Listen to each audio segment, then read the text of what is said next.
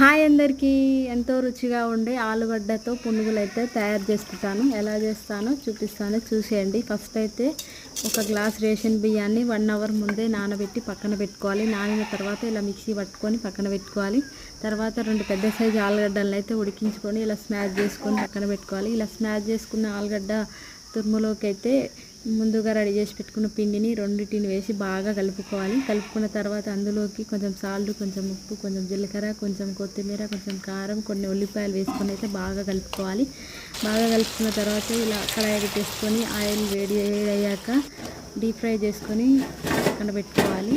ఇందులోకి అయితే నేను టమాటా చట్నీ ఎలా తయారు చేస్తానో చూపిస్తాను, చూసేయండి. ఫస్ట్ అయితే 3 పెద్ద సైజు టమాటాలను ఇలా కట్ చేసుకొని వేసుకోవాలి. అందులోకి ఒక 5-6 పచ్చిమిరపకాయలు కూడా వేసుకొని బాగా ఉడికించుకొని తీసుకోవాలి. తీసుకున్న తర్వాత మనం ఉడికించుకున్న టమాటా వాటర్లోనే కొంచెం కొత్తిమీర వేసుకొని పక్కన పెట్టుకోవాలి. ఇలా చల్లారాక టమాటా ముక్కల్లోకి అయితే కొన్ని ఎల్లిపాయలు, కొంచెం జీలకర్ర, కొంచెం సాల్ట్ వేసుకొని మిక్సీ పట్టుకోవాలి.